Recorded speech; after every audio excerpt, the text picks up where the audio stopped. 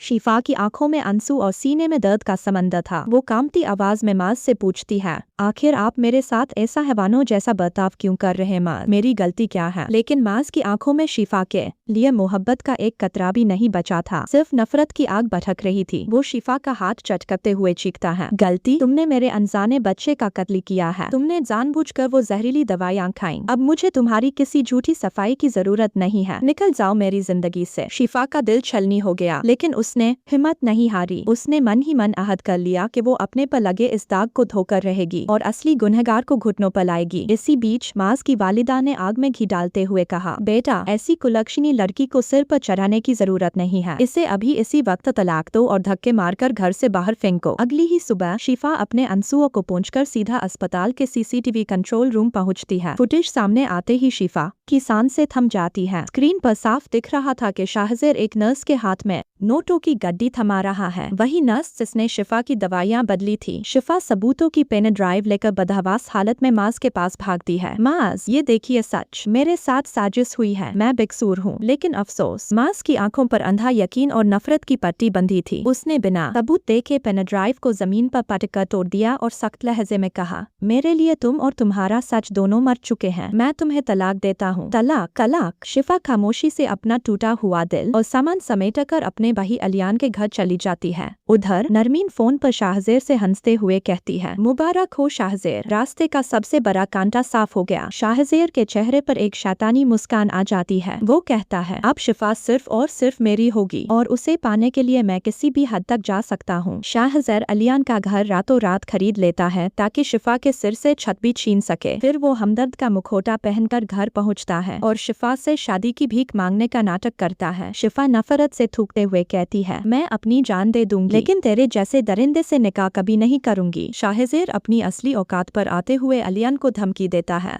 अगर शिफा ने मुझसे निकाह नहीं किया तो उमेर का इलाज बंद हो जाएगा, उसकी सांसें रुक जाएंगी और तुम सब बेहर होकर सड़कों पर भीख मांगोगे। अपने बीमार बच्चे उमेर की जान बचाने के लिए अलियान और उसकी बीवी रोते हुए शिफा के पैरों में गिर जाते हैं। बेबस शिफा को अपना वजूद कुर्बान करना पड़ता है। सबको लग रहा था कि शाहजेर जीत गया और शिफा हार गई, लेकिन असली खेल तो अब शुरू होने वाला था। निकाह से ठीक 5 मिनट पहले शिफा मंडप में कदम रखती है। उसकी आंखों में लाचारी नहीं बल्कि शाहजेर को बर्बाद करने का जुनून था। शाहजेर मुस्कुराते हुए काजी साहब से कहता है, निकाह पढ़ाइए। तभी शिफा करकती आवाज में कहती है, रुक जाइए। पूरे कमरे में सन्नाटा छा जाता है। शिफा शाहजेर की आंखों में आंखें डालकर एक ऐसी शर्त रखती है जिससे शाहजेर के पैरों तले जमीन खिसक जाती है। शिफा कहती है, शाहजेर, अगर तुम वाकई मुझसे निकाह करना चाहते हो तो अभी इसी वक्त अपनी पूरी कंपनी, अपने सारे बैंक अकाउंट्स और अपनी तमाम जायदाद कानूनी तौर पर मेरे नाम ट्रांसफर करो। वकीलों के दस्तखत के बाद ही मैं इस निकाहनामे पर साइन करूंगी, वरना उमर रहे या न रहे मैं तुम्हारे सामने अपनी जान दे दूंगी। शाहजेर सनरे जाता है। जो जाल उसने शिफा को फंसाने के लिए बुना था, आज उसी जाल में उसकी पूरी सल्तनत और जिंदगी फंस चुकी थी। आगे लेटेस्ट अपडेट के लिए चैनल को सब्सक्राइब करें।